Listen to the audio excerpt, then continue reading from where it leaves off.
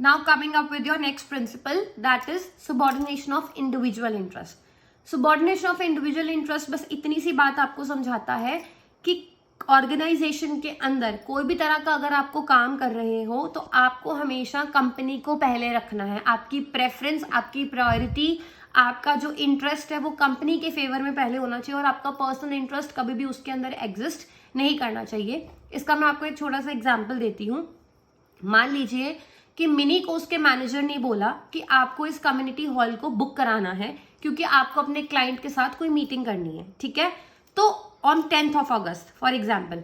तो मिनी ने क्या किया, फॉर एग्जाम्पल आप ये मान लीजिए कि मिनी का उस दिन बर्थडे था, तो मिनी ने उसी हॉल को उस क्लाइंट के साथ ना मीटिंग करके उस हॉल को अपने बर्थडे पार्टी के लिए यूज कर लिया, जो कि गलत है. क्योंकि जब उसके बॉस ने उसको स्पेसिफिकली बोला था कि आप अपने क्लाइंट के साथ मीटिंग वहां पे फिक्स कीजिए, उस हॉल में जाके आपने मीटिंग करनी है, जो कि एक बिजनेस मीटिंग थी जहाँ पे वो अपनी कंपनी को प्रेजेंट करने वाली थी, लेकिन उसने वहां पे अपने पर्सनल इंटरेस्ट के लिए उस हॉल को यूज किया. तो इससे क्या होगा, डेफिनेटली क्लाइंट भी हाथ से जाएगा, दूसरी जो कंपनी की रेपुटेशन है वो भी क्या है, स्टेक पे है.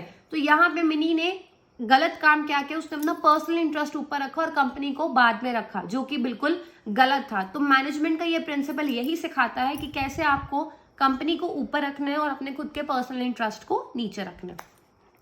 Moving on to the 7th point, that is remuneration. What is remuneration? Basically pay करना लोगों को अपनी कंपनी के अंदर, अपने एम्प्लॉयज को जो वो सर्विसेज आपको देते हैं.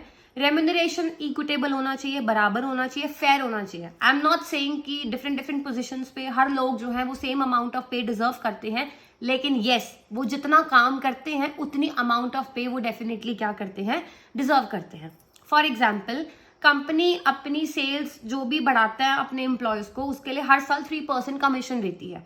तो उस साल क्या हुआ, उन्होंने कुछ न्यू एम्प्लॉयज को अपॉइंट किया और उनको उन्होंने 2% कमीशन दिया, जो कि गलत है, क्योंकि उन्होंने इस बेसिस पे किया कि वो पुराने एम्प्लॉयज और ये नया एम्प्लॉय है. But that is not right. Remuneration का मतलब है कि फेयर दो, इक्विटेबल दो. अगर दो लोग सेम काम कर रहे हैं, despite of the race, despite of the caste, despite of the religion, despite of the fact कि वो पुराना है या वो नया है, they both deserve the same amount of commission.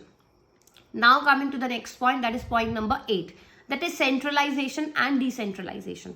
Centralisation का मतलब सीधी सी बात है, अपनी पावर्स को अपने हाथ में रखना, सारे डिसीजंस खुद लेना, एम्प्लॉयज को सिर्फ बताना what to do, how to do, when to do.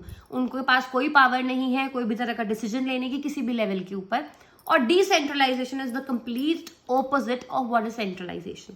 Decentralisation का मतलब है कि हर मैनेजर को हर लेवल पे इतनी फ्रीडम देना कि वो डिसाइड कर सके कि what is to be done at what situation.